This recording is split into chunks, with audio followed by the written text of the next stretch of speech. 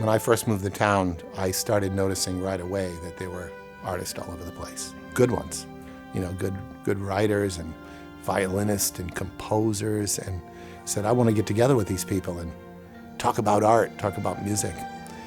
I noticed a lot of string players, so I started this orchestra with just a string quartet and a couple of others. As it went along, they wanted to play some concerts, and we started playing concerts, and that was the beginning of this orchestra that I have. Then I met G. Paul Nager. He was doing a service job in the house, and he was just, wandering around, and I was working on a piece on my computer. I didn't even know this guy. Came up and back and he said, I noticed a little jazz influence in your chord structure. And I thought, who's this guy? I saw him at work on something, and we just got into talking. He invited me over to his house to share some of my work with him. At that point, I started becoming very interested in other collaborations with other artists. So as the years went by, the orchestra has grown. We're now a professional orchestra, and this is our second Images concert that we're doing. And we said, let's not just have this be one way. Let's talk about creating together. And I've brought in Stony Stone, a photographer. I find a lot of inspiration by listening to music. I see things in what I'm hearing. Tom, at the same time, coincidentally, was starting to think about this Images 16 project and bringing together people who share a love of art, who are able to express themselves using art. I love to combine visual arts and music, but this concert was really unique in that the visual arts and the music and the dancers and the poetry were incorporated organically from the first conversations all the way to the performance. We took some of John Stobart, who is a famous maritime artist. I gave it to a composer, Robert Bradshaw. He was so inspired by this painting that he wrote this great piece of music within about 2 weeks. Annalisa Ledson, who's a wonderful dancer from Ipswich, now living in New York City.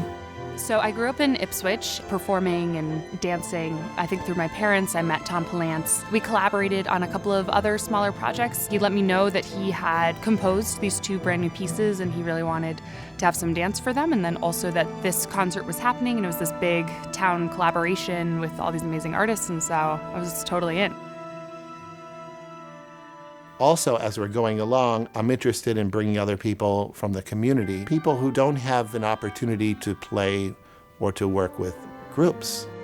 I started pretty young. I think I was 5. Enjoyed it till I was about 12 or 13, and then it started to feel like I was doing it more for other people than for myself. Maybe 5 or 6 years later, I started trying to get back into it again, and I wanted to just teach myself. I have to say I haven't really been a serious pianist since I quit lessons. I've been listening to a lot more live music, and that's how I met Tom. I kind of hoped at some point I'd be able to work with him. Kind of surprised and really delighted when he invited me to take part in this concert. He and many other musicians have said, well, if you keep waiting till you're ready, you may never do it. So, just jump in.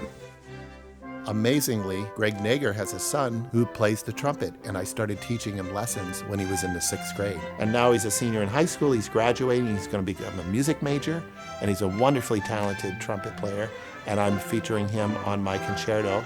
I was kind of speechless, honestly, and I get a text saying, Matt, I can't play in this concerto that I wrote, so would you be willing to play in it? And I was like, yeah, I'd love to. He tells me exactly what to do in terms of expressing, express this the way you feel. He'll correct me on articulation and some dynamic stuff, but he really tells me to play this the way that I really see it.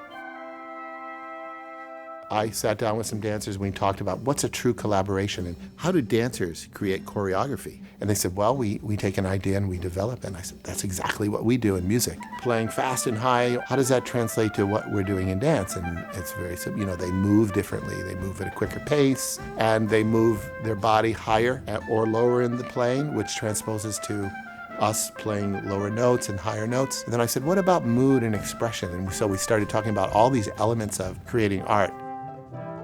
I think that stories and themes can be explored at this deeper level when movement is involved, and that for an audience it can really allow you to use your imagination or to think about things in an artistic piece in a way that you wouldn't get to if it was just the music or just the words in a play or just the images. A lot of people think about parameters and the rules. All the possibilities are restricted within that. So I like to think in the opposite way. Try to think about possibility first, and then we think about parameters. I said to Barbara that I was going to do a musical interpretation of her poem, which gratefully she gave me her full blessing on it, and I just decided to run with it.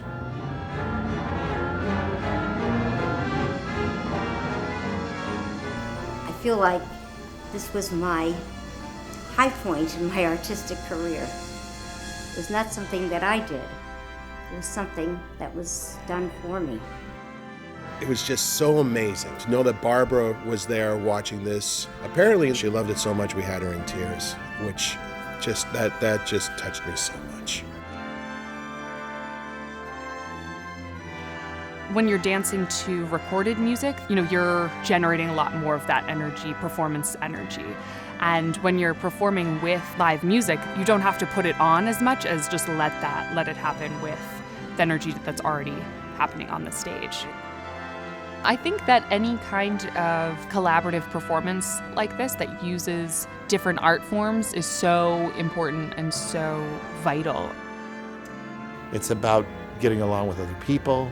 It's about making compromises with other people. So in a sense, it's a microcosm of how a community should work together and through the arts. It's all about self-expression, about expressing your feelings and your ideas.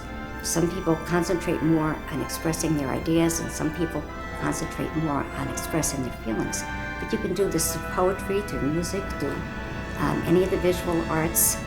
As an artist, it was just so thrilling to hear all of these beautiful, beautiful musicians creating work right here on the same stage, and to see the projections and the animations, and just really exciting. Really, it's a really unique performance experience as well.